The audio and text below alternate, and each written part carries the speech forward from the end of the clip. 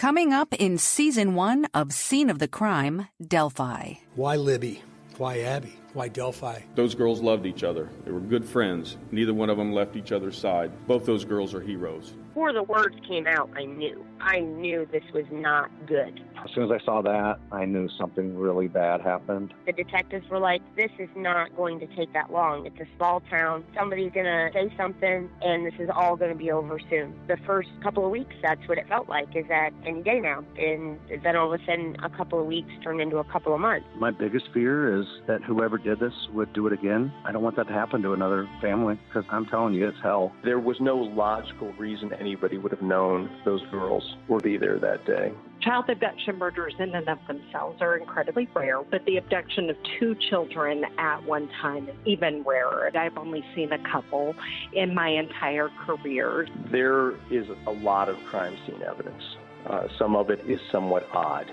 Shortly after solving the Golden State Killer case, I did speak with an investigator that was involved with the Delphi murders. If you haven't walked across the bridge, you don't understand, right? Yeah, like that bridge is scary. It is scary, and those railroad ties are rotted. That bridge scares me. So for somebody to be able to cross it, he's moving well enough that he has to know the bridge. He's done that before. It could have been any one of our kids. It could have been anyone at the bridge that day. It's hard for me to believe that anybody could do something so bizarre and horrible and not feel compelled to tell somebody about it. Those two young girls were everybody's daughter. I refuse to accept evil as a standard bearer in American society. I believe we're one piece of the puzzle away from figuring out who this individual is. To the killer, who may be in this room. You want to know what we know, and one day you will. You've just listened to a short preview of Scene of the Crime Season 1, Delphi. Be sure to subscribe right now wherever you listen to podcasts. This podcast may contain content that is graphic and disturbing in nature. Listener discretion is advised. This is Episode 5, the Sheila Davaloo story.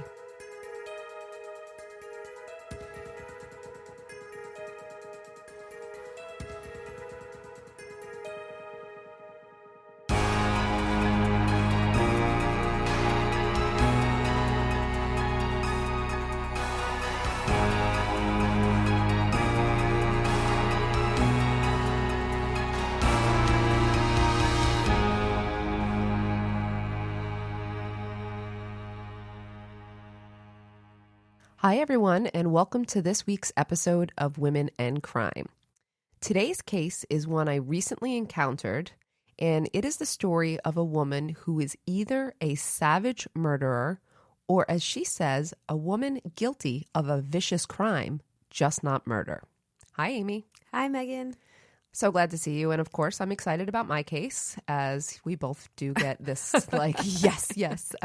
This case was not on my original list, but I saw an episode of, believe it or not, Snapped and became really interested. And so I went down the rabbit hole and I put it on my list, and I can't wait to tell you all the details and then discuss. Let's do it. So have you heard of Sheila Davaloo? I have not. I hadn't either, which for me was odd. Rare, yeah. Yeah, most of these cases I've at least heard the name. So Sheila was born in 1969 in Iran, but she and her family moved to the United States in the mid-1970s, just prior to the Iranian Revolution when Ayatollah Khomeini took over. During the time she was a child and when she was there was a lot of political turmoil, and so she experienced a lot of firsthand violence, witnessed bombings, was a part of serious violence. And she says that, rightfully so, that this really traumatized her for the course of her life. And she would later on relive some of these traumatic events. So Sheila came here with her family and by all accounts had a good background, had a good family, had a nice childhood after she left Iran. Sheila is well educated and, again, comes from a good family. She has a degree in biochemistry. And she, after graduating, accepted a good position as a research scientist at Purdue Pharma. So her background's a little different than some of the usual female offenders. Sheila was married twice. Her first husband divorced her after learning of her affair with Paul Christos, who would later go on to become husband number 2. But I think you will agree that husband number 1 was the luckier of the two men. Okay.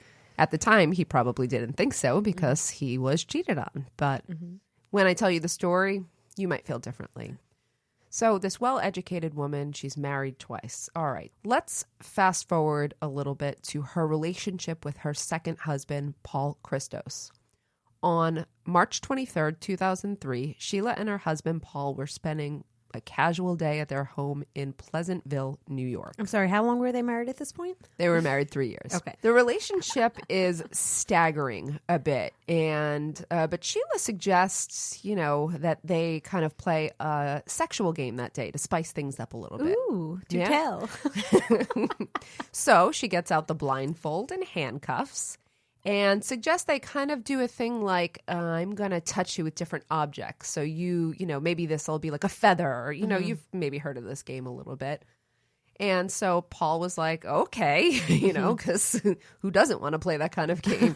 And, it was an attempt by Sheila to reconnect a little bit because they hadn't been connecting so much. So Paul wore a blindfold. And he was waiting to feel which object Sheila was going to touch him with. And it turns out that object would be a knife because Sheila stabbed him in the chest.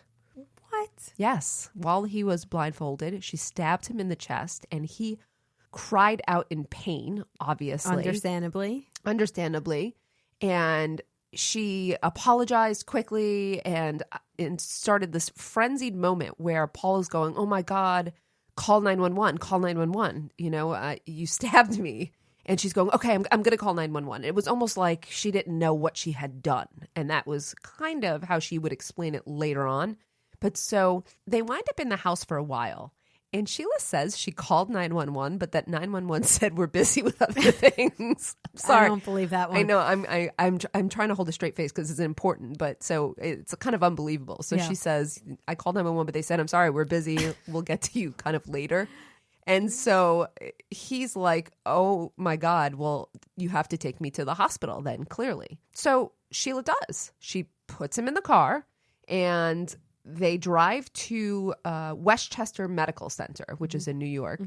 But Sheila doesn't drive to the emergency room parking lot. She goes right past it and pulls into the parking lot of the psych unit, which is bizarre, right? So she's driven him to the hospital, but she's passed by, okay? She parks the car in that parking lot and she goes into the back seat, apparently, again, and we'll discuss what happened during this time later, but she stabbed him in the chest, again, in the parking lot. Oh, he was in the back seat? He was in the back seat, I guess, laying down, or you know what I mean? So she brought the knife with her? Brought the knife with her, and she stabs him in the chest again.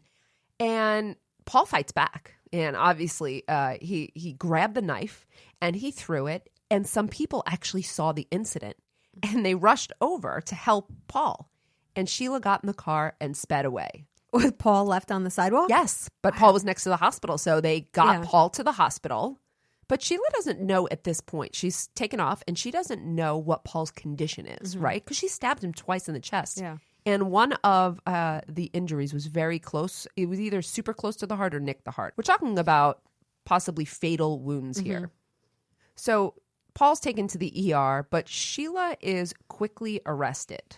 She decides to talk. So she talks during the interrogation without a lawyer, which is surprising. We know that in interrogation, some people will either say no or they'll demand a lawyer, which is their right. So she waived her right? She waived her right, and decided to talk. And she seemed frazzled, she seemed confused, but this was her first. So they're like trying to get an idea of what's going on here. So Sheila first says that Paul came home from work having already been stabbed. Like he came home with a chest wound. And they were like, you know what? And this is when they kind of reveal that they have Paul's version because Paul survived the attack. They got him to the hospital in time and he lived. And they say, Paul told us that you actually stabbed him. So Sheila changes the story because now we have, now this idea that Paul was stabbed ahead of time is not going to fly.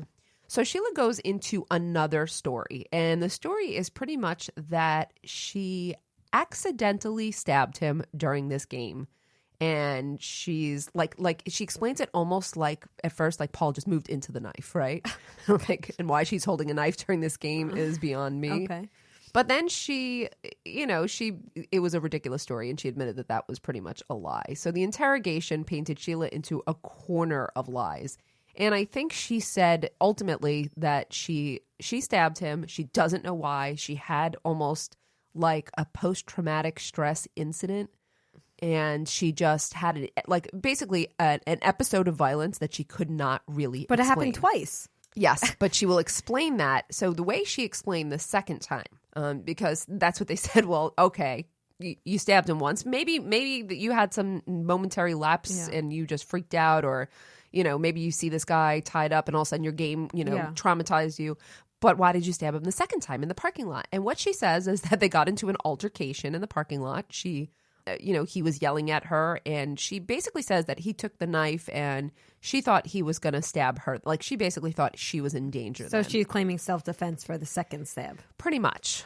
And I mean, her excuse is, well, look, I know it sounds crazy, but why would I drive why wouldn't I just keep stabbing him? He was right? He was bound. So why wouldn't I just stab him and finish the job at home? Like, why would I drive him to the hospital? Mm-hmm. I uncuffed him. I drove him to the hospital. I made sure that he got medical attention. At least I was trying to do that. So if I wanted to kill him, why wouldn't I just kill him when I had the opportunity to do so?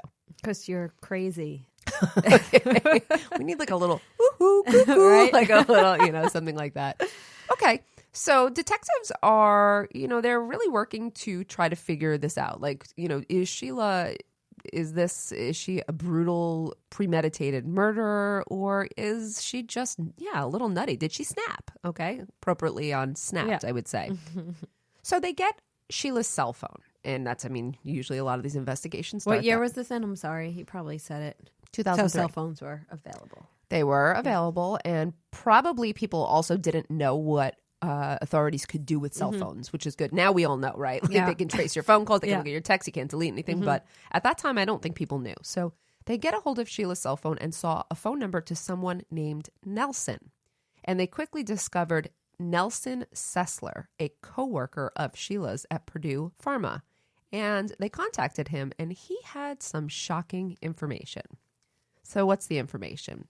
Nelson said that he and Sheila had dated for about a year on and off, and only had, I guess, split maybe the year before. So they dated for about a year and probably had split for a little bit. But then you'll hear later they got back together. So he's claiming they were having an affair, pretty much. Oh, when she was married. No, here's the interesting part. Oh. Nelson says he had no idea Sheila was married. Yeah, so I'm saying she was married. They were having an affair, but he didn't know she was married. Yes. Oh, okay. So it's not like he's admitting to having an affair. He's saying, I dated Sheila. I know her. And they're like, well, she was married at the time. And he's like, what are you talking about? And so you would think, is he lying, But the truth is, and this is very odd, for this year, she would go to his house, but he would also stay with her on weekends and stay overnight at her shared home with Paul at various times. And this is how Sheila did this. Sheila would tell Paul that she had a mentally ill brother, which was true, and that he needed to stay with Sheila at times, but would react very badly if he knew that she had gotten married. And so she needed time with her brother alone. Oh, God. I'm not even kidding. And so Paul would leave the marital residence during those times and go to a hotel or stay with friends. Well, he thought this was a little strange. He said, I don't know. I thought it was weird. Yes, but I was trying to be a supportive husband. If she has this brother with a serious mental illness and he can't handle another man in the house, or maybe, what it is, I just was being the good husband. And she would literally purge the house then. She would go through and take all the photos down and make it crazy. This is a crazy this is crazy. We've heard of people having affairs, but never in this way. Why not just get a hotel room? Because, well, the argument here would obviously be that then he would say, why can't I go to your house? Yes, but it also, this has to be a marker as well. Why not just spend more time at his house? Why not make up an excuse that your mentally ill brother lives at your house? Yeah. Why have your husband leave so weird and manipulate the situation? How'd you get away with that? It's crazy. And why? So the question is, why do that? What does it say? You know, we talk about people who like to push the envelope and like to be smarter, in control, or I don't know if you can look at this as being indicative of what type of personality she has, because they're, like you said. Or you mean what personality disorder she has? Yeah, I guess that would be more of the, yeah. Okay. So this is how she had this affair with Nelson. The police were obviously floored by the information. And they're floored again that Nelson is saying, no, I stayed with her. And this is what he said. Look, she did not have a husband. I stayed at her house. And they're like, no, she did. And then she later revealed how she would trick Nelson. So Sheila decided, they arrested Sheila, clearly. And she took her case to trial. And she used a defense of mental illness.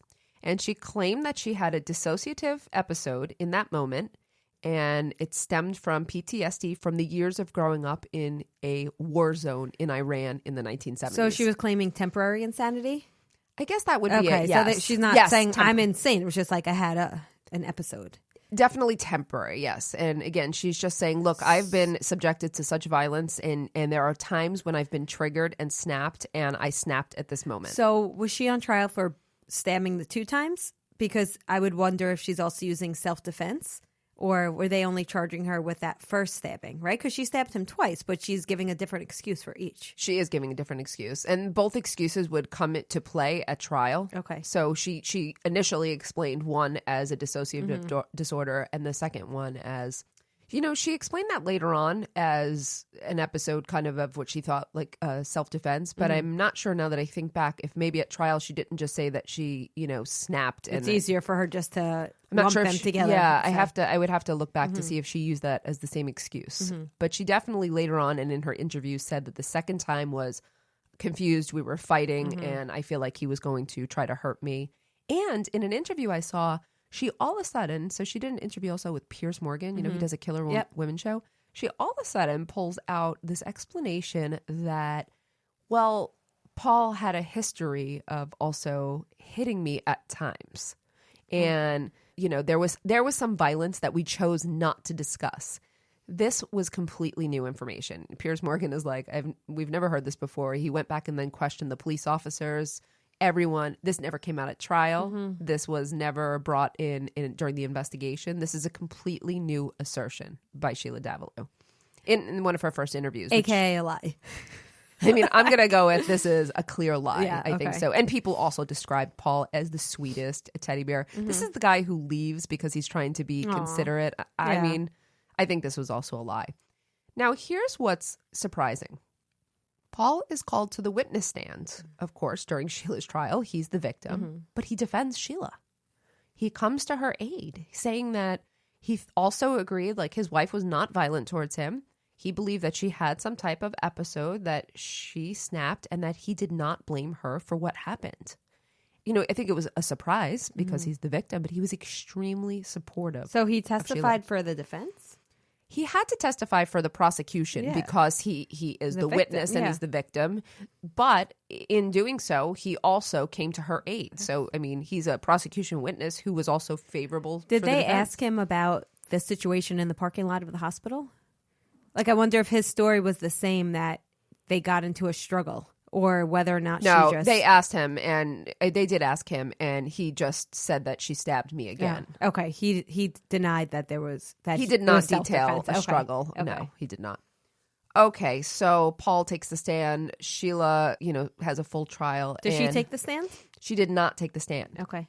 And the outcome here is that Sheila was found guilty of attempted murder and sentenced to 25 years with no possibility of early parole. Wow. This was the harshest possible sentence. This was the harshest possible sentence she could have received for the crime. Wow. Now, it's interesting because maybe some thought this was the end of the story. But given what they found out about Sheila and Nelson, the police thought that perhaps this wasn't Sheila's first attempt at murder. So there is actually more to this story, a lot more to this story. Okay. And I wanted to go back because we also said that this was the harshest possible sentence, which was true. So there are two things about this. At her sentencing, Paul again came to her aid and advocated and asked for a lesser sentence. Yeah. And then one step even more shocking, Paul's family came to her sentencing, his family, and also asked for a lesser sentence for her, saying that they loved her. She was a great daughter-in-law. Do they have kids? No. Okay. They also, I thought this was interesting because they knew at this point that she was having an affair for so long, but they still came to her aid. And even with she didn't have any priors, right? That's a harsh sentence to not have victim impact statements and no priors. And being it was a woman, very harsh sentence. So in one of the interviews she did, she said the same thing. She's like, well, I totally understand why I was given, I fully expected to be given a long prison sentence. She's like, but I didn't expect to be given the harshest sentence. I think there are people who've committed murders where someone actually died and they're given less time, which is very true. Mm-hmm. So I agree. 25 years is harsh, but then you have to look at it this way. She stabbed him twice and he very well could have died. Yeah, she wanted him to die, it seems. Well, did she or didn't she? That becomes one of the key questions. Mm-hmm. So we have this question, but regardless, Sheila gets 25 years. She's not going to be given parole. And this time is to be served in New York. So is that the end of the story? No, it's not. So the police learn about this connection now with Sheila and Nelson. And they wonder, does this have anything to do with another case of a murder of a woman named Annalisa Raimundo? So who is Annalisa and how does she connect to this case? Okay. Annalisa also worked at Purdue Pharma with Nelson and with Sheila. Annalisa was smart, beautiful, young graduate from Harvard. She was working in pharmaceutical research for the company. She was also the woman Nelson Sessler was dating around the same time as Sheila. And he left Sheila for her. And pretty quickly after they began dating, she and Nelson became engaged. So now Sheila is the one on the outs here. So Nelson and Annalisa are moving their relationship forward. And I'm sorry, this all happened prior to the stabbing of her husband. Correct. Okay, thank you. So this is all and I'll give you the dates, but this is all, we're talking about a time frame in 2002 when she stabbed her husband in 2003. Okay, so she and Nelson become engaged. But not too long after Nelson broke it off with Sheila, because there's some overlap between Annalisa and Sheila, Annalisa was stabbed to death in her home, a brutal stabbing. And I mean, we just, we've been covering some of these, but it was very brutal. And she was also bludgeoned in the back of her skull. Mm-hmm. And I did see some of the photos from the crime scene because I was watching this episode of, was it Snapped or Piers Morgan? So I saw some of the crime scenes. There's a lot of blood. The blood went outside the home on the staircase. Wow. So she's bludgeoned in the back of the skull. There was a 911 call, a female, who said in a very convoluted voice that she thought a man was attacking her neighbor. Like it was kind of a 911 call where she goes, "There's a man, he's attacking my neighbor." And it really was. It was muffled. It was an odd way.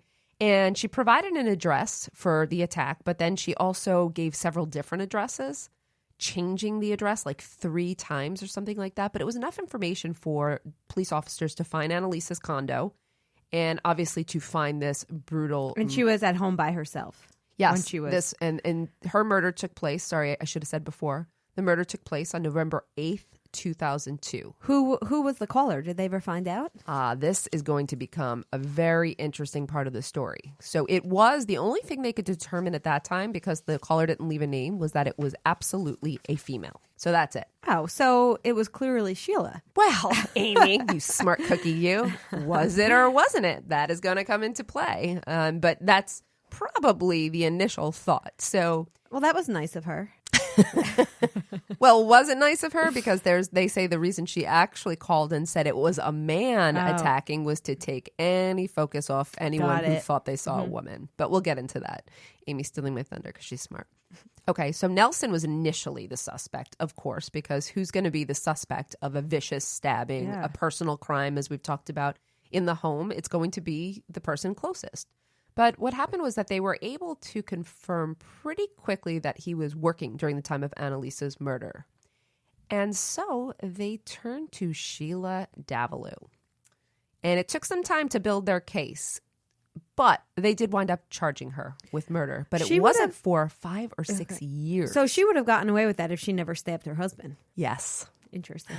This is where we're going to go off. So here's what's happening. Okay, so Sheila was charged for the murder of Annalisa Raimundo 5 to 6 years after Annalisa's murder. But the cops were moving slowly. They had some evidence they were trying to piece together. They knew they didn't have to rush because guess what? Sheila's serving a sentence already of 25 years, and she's in Bedford Hills Correctional Facility in New York. And so they're not in a rush because she's not going anywhere, right? So they were criticized for taking so long. But they said, look, we understand that criticism. We didn't come to her exactly right away. We were working also with another police department, and we wanted to have the best case possible. And they knew they had the time. Exactly. Yeah. So what's the rush? Okay. So Sheila is charged with the murder, and Sheila decides to do something very interesting at her trial. She decides to represent herself. Oh. You know the saying, right? The person who represents himself as a fool for a client. Is that it? Sounds right. Sounds about the right. attorney who represents himself as a fool for a client. But it should be. Have you encountered or have you had any cases that you've been really done the deep dive on where someone represented themselves? No. Because no one's that foolish. Well, what she said was that, you know what? I didn't do so well the last time around. So she's claiming she's innocent of this stabbing? Oh, yeah. Yeah, no, she's claiming full-on innocence. And I'm going to talk about the evidence against her and what happened at trial. So on January 4th, 2012, the criminal case against Sheila commenced. And she, again, was representing herself. So let's talk about some of the evidence. So first, there's the 911 call, which did not come from a neighbor. Rather, it came from a location that was blocks away. So initially, it was someone who said, I'm a neighbor and I can see a man. So they find that, no, they came from blocks away, and they canvassed the neighborhood, by the way, door to door, put out flyers, everything, could not find the caller. All right, we'll come back to that. And then there's the ace in the hole. The call is, indicative, but here's the ace in the hole. A forensic analysis found one spot of blood in Annalisa's bathroom sink that did not belong to Annalisa. So here's your DNA link, because it turns out that DNA belonged to Sheila Davaloo. And she's going to still claim she's innocent. Oh, she sure is. Can she explain how that blood got there? Well, she's going to try. So I'm going to give you her explanation. So Westchester detectives went to Stamford police to work together because Annalisa's crime happened in Stamford. Sheila Davaloo was convicted of Paul's case in Westchester.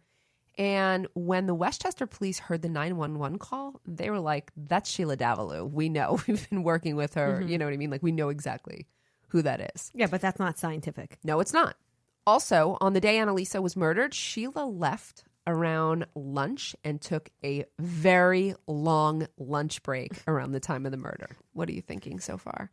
It doesn't look good. No, not at all. Paul, her first husband, is also a witness at this trial, and he tells a really interesting story that his wife, so Sheila, had been telling him about some work drama, and the work drama that she had been telling him was of a love triangle at work, and it was a man named Jack was choosing a woman named Annalisa over a woman named Melissa. Oh, okay. So it's a story that she's telling of a love triangle that involves her and Nelson and Annalisa, but she's telling it to her husband. They didn't stay together when she got incarcerated, no. Did they? Okay. No. So Paul is telling the court about this, and people are going, okay. Paul also told the court about these, weekend trips that he had to take. And he told the court how Sheila stabbed him. So Nelson also testifies because he's a central figure here. He is the one that this is supposedly all for, right? So they said that she stabbed her husband because she wanted to get rid of him. And they were they were also allowed to use that crime in trial because it was relevant. Yes, right? It was relevant. So they were allowed to use it. So Nelson testifies about how Sheila deceived him, how he had no idea about the marriage. He also stated that he was ending his relationship with Sheila when he and Annalisa got more serious. But after the murder, he started to see Sheila again because he didn't have any idea. Nobody knew right away that Sheila had killed Annalisa. Oh. And so Sheila comes in and So what did they think? It was just a random... They had no idea. They had no evidence, and they didn't have... I don't know if they had suspects, but they had no proof. It wasn't until Sheila stabbed her husband that they had any idea of what happened. Good for them for tying those together. I thought it was a great tie together. So it's kind of sick if you think about it, because Sheila comes in and they start seeing each other again, and she's like comforting Nelson. Like, you lost, I'm sorry that you lost Annalisa. Sounds like we have a sociopath on our hands. Yeah, I want to be here for you and whatnot. And so, yeah, we're getting into a kind of an icky realm here. So at trial, there was a voice analysis expert who said it was Sheila's voice on the 911 tape. But we know that this is not an exact science. Is it? voice analysis, it's not a junk science, is it? Or is it just not an exact, do you know? I don't think it's been classified as a junk science. I don't think it's used often enough. You know what I mean? Like, I don't think it's made it into that category. Not like there's a criteria to be quote unquote junk science, but it's not common. Right. No, it's not common. Definitely not validated. It's not validated. I didn't think it was a junk science, but it's not exact science. And this isn't conclusive evidence because there were also people who came in and said that they didn't think it sounded like Sheila. So, of course, I've listened like 100 times, and I think it sounds like Sheila. Yeah. So Piers Morgan goes like, I feel like that's you. And later on, the jury, when they did an interview, said that Sheila, they might not have had an opinion about it had Sheila not represented herself because they got to hear her voice throughout the trial so much. Stupid Sheila. Not a good She move. just keeps nailing her own coffin shut. Kind of. Okay, so Sheila disputes the DNA at trial, saying that it was the only piece of evidence to be resubmitted to the laboratory. So what she's saying is that it actually left the crime lab at some point and was returned later. So she's arguing that it was contaminated. So she thinks it was a setup. Like, does she think the police are trying to... She didn't. So here's the interesting thing. She's not arguing it's a setup. She's arguing that somehow because it left... Well, no, she does imply that. So I guess it would be both, right? Contaminated, but who would contaminated it? Probably. She's like, why is that? Why did that ever leave the crime lab? Which is an interesting question. I haven't heard the answer to it. I was going to say, what's the answer? Did they do a cross-examination on a witness on that? I don't know what the answer is. I don't recall seeing what the answer was, to be honest. So she says that it left the lab. It's probably or is it cross-contamination? No, it's contaminated. Why, she questions, why would this be the only piece of evidence to, leave the lab? And she's like, obviously, because it was the most damning piece. But then she also says, and I'm not sure if she said at trial, but she did say in the interview that she was actually at Annalisa's house once for a housewarming party. How long before, though? It was a year. Oh, come on. People clean their bathrooms. They certainly do. It wouldn't have been. And look, she actually said that I was there, but I didn't even go in that bathroom. So she's not even helping herself by saying that very much. But she's arguing, again, that there's this issue of contamination and that I think she is implying that there is some type of setup here. Why would they have taken that out? So what happens? She defends herself. I watched. She's a smart woman, just so you know. She's not, she's seemingly made a lot of dumb moves, but she doesn't come across that way. I wouldn't say she was, the best attorney, but I also wouldn't say she came across as the worst. She had some interesting points, but in the end, on February 10th, 2012, the jury found Sheila guilty of murder and sentenced her to 50 years in prison to begin after her 25-year sentence in New York is complete. So essentially, that's a 75-year sentence combined. And like I said, one of the jurors said the strongest piece of evidence against her was her voice. Yes, because they heard her. So what happens now? Okay, Sheila's convicted. Sheila still maintains her innocence and is confident that she will be exonerated. So she maintains her innocence for Annalisa's stabbing. She maintains her innocence for Annalisa's murder. But remember in the beginning I said this woman claims she is guilty for a vicious crime because she says she assumes responsibility. She assumes responsibility for the stabbing of her husband, saying that she wasn't trying to kill him, but she definitely stabbed him. She was wrong. She doesn't know what happened. She deserves to be punished. So yes on one, no on the other. So she's given 2 recent interviews. One was on Snapped and one on Deadly Women with Piers Morgan. And these are the first 2 interviews that she's ever done. But is this the end of the story? I'm assuming not. Fine.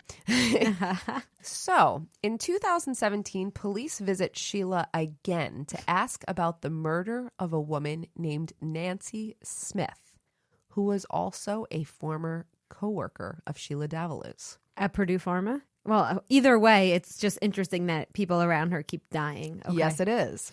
The murder happened about a year prior to Annalisa's murder on December 5th, 2001, and the 32-year-old Nancy was stabbed to death in her home. Who was she dating? So police go in and they're investigating this crime. And one of the things they saw at the crime scene, other than this poor bludgeoned woman, was a calendar. And on her calendar, on one of the dates, there was a reference to Nelson, CT, like Nelson, Connecticut. And so the police thought, here it is. Oh my God, this woman must have dated Nelson at some point as well. And maybe this thing with Nelson was actually going on a lot before. They think they found this I'm link. assuming they called Nelson. They were like, hey, you know this chick, huh? Of course. And he says no. Okay. And so, and doesn't want to be involved in this crazy scenario anymore and is trying to move on with his life and obviously was pretty traumatized as well. But so they actually find out, it turns out that Nelson, Connecticut, was a band that Nancy was going to see a show for. Do you remember the group Nelson? Oh, of course. Yes. The two blonde hair. Yeah. I was like thinking the Nelson about brothers. it. Yeah, I can't live without your love and affection. Right? I'm not going to sing, but so it turns out that was actually a reference just to the band that she was going to see. That's so funny. Police went to visit Sheila. And Sheila said she had no idea who Nancy was. She didn't recognize her at all. They're like, well, you worked together. She's like, we worked at a huge company. I never ran into this woman. I don't know this woman. Nelson says that he didn't know her. And so after investigating the case, the DNA also did not match Sheila. So the police in the end could not find a link, although they are not convinced that means that Sheila is innocent. Were they able crime. to confirm that Nelson was in fact in Connecticut on that date? I mean, They the were- band Nelson, not Nelson. I'm sorry. That was too good. No, I'm serious. Yes, though. they were. Okay, They were so able- then that's Yes. that's done then. No, they were. Just a silly coincidence. But it is kind of, it is But why somewhat would of a- Nelson lie and say he didn't know her? No, they don't You know think what he I mean? lied. Yeah. They just think what we're thinking is that it's still a little bit odd, right? That this woman, death keeps happening around this woman. Yeah. Okay, so that is the end of her story. There's no connection there. So, I watched her on these episodes and she is proclaiming her innocence, says that she's working on her case. So I guess we should get to our opinions here. Amy, you want me to go first? Sure. All right. So I think that Sheila is guilty of both crimes, and I think that she has been appropriately sentenced for the second crime.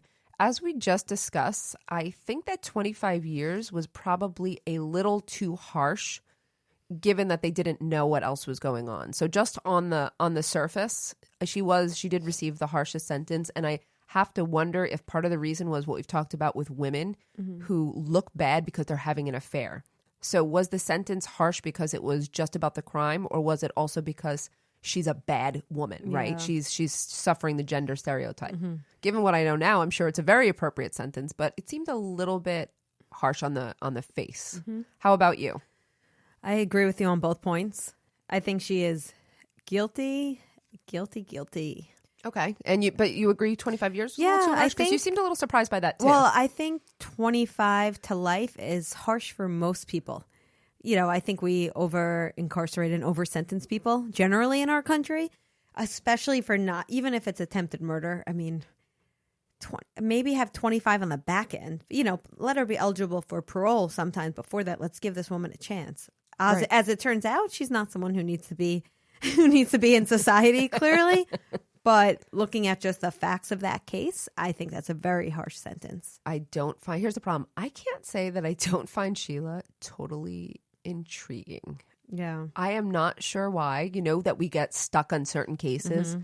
When I watched the episodes, I found myself a little mesmerized. She is truly confident. I mean, truly well-spoken. And she is so adamant about her wrongful conviction that you almost believe her. I had a similar feeling to when, not Melanie's case. I know we always reference Melanie's case, but I actually had a similar feeling to watching her as when I watched the interrogation or one of the initial interrogations of Jodi Arias.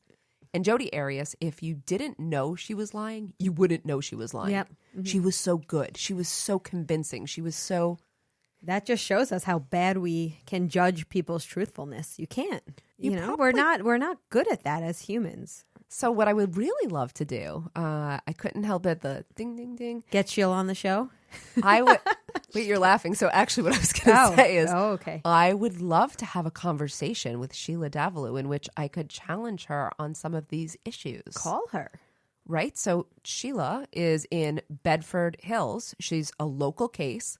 She's obviously open now to doing some interviews, but I also thought of her, and I know you're probably going to shake your head, but I also thought of her for direct appeal because she's in the appeals process now, And she adamantly maintains that she did not kill Annalisa and that she can provide some proof or some reasonable doubt as to why she did not. And she's looking for, to tell her story and for someone to believe her. Let's do it. We have nothing else going on. So Amy and I are, for people who listen to Direct Appeal, Amy and I are considering cases for season 2. And I have one other case that I would love to do, but the woman has not yet agreed to participate. So we'll wait on that one. But this one is my second one of interest. Okay. So if Sheila or anyone else is listening who knows Sheila, please have her reach out You should just reach out to her, Megan. Okay. You know what? Done. I'm going to give her a call. All right. We'll update everyone.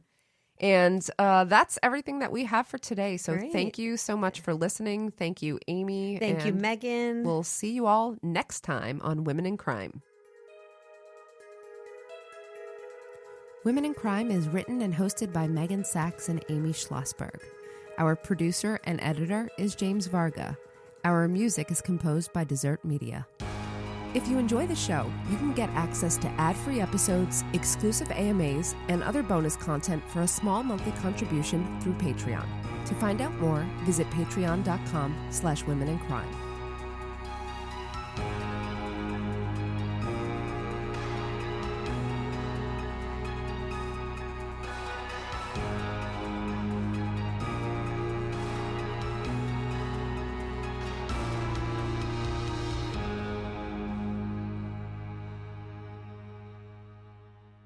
Sources for today's episode I used included an episode of Snapped, Killer Women with Piers Morgan, and articles from the Stamford Advocate.